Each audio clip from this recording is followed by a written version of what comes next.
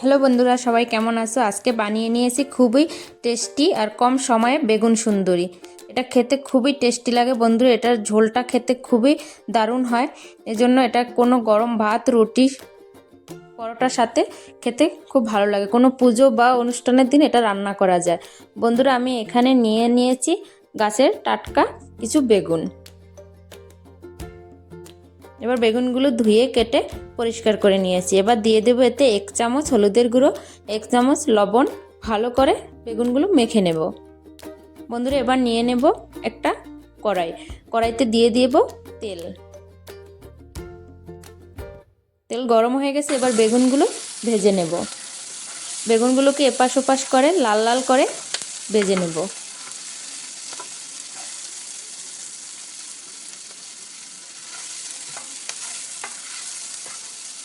বন্ধুরা, এটা বেগুনটা ছোট করলে অনেক সময় ভেঙে যায়, তাই একটু বড় বড় ভালো হয়।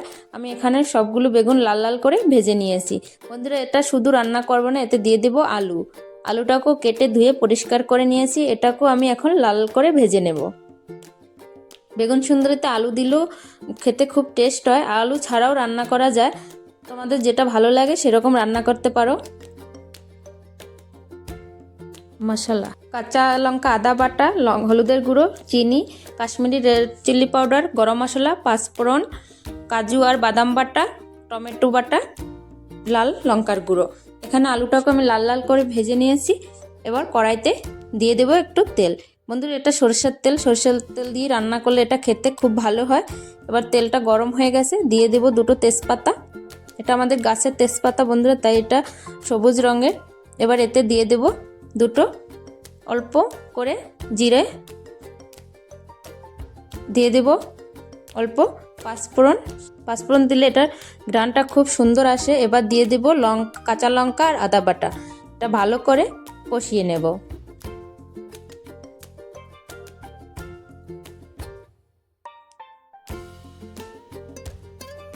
বন্ধুরা, এবার দিয়ে দেব 1 চামচ হলুদের গুঁড়ো।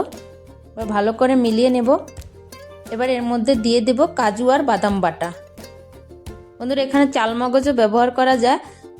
আমি এখানে চালমগজ দিলাম না, বাদাম বাটা আর কাজু বাটা দিয়েছি। এটাকে ভালো করে মিশিয়ে নেব এবং বাটিটা ধুয়ে একটু জল দিয়ে দেব। এবার দিয়ে দেব কাশ্মীরি রেড চিলি পাউডার। এটা বন্ধুরা ঝাল হয় না, শুধু কালারের জন্য দিয়েছি। এটা তোমরা নাও দিতে পারো। এবার এটাকে আমি ভালো করে কষিয়ে নেব। এবার দিয়ে দিলাম 1 চামচ ঝাল লঙ্কার গুঁড়ো। এবার ভালো করে মশলাটাকে কষিয়ে নেব। এবার দিয়ে দেব এর মধ্যে টমেটো বাটা। এখানে তোমরা টক দইও ব্যবহার করতে পারো বন্ধুরা। আমি টক দই দিলাম না, টমেটো বাটা দিয়েছি। আর এটাতে চিনি দেব, যেহেতু কাজু দিয়েছি, তাই একটু টক দই বা টমেটো বাটা দিলে খেতে ভালো হয়। এবার দিয়ে দিব অল্প পরিমাণে চিনি।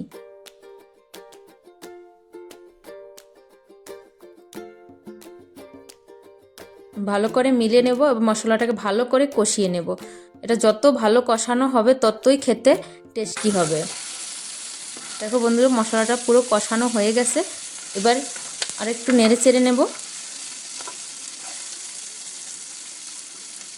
এবার দিয়ে দেব এর মধ্যে জল।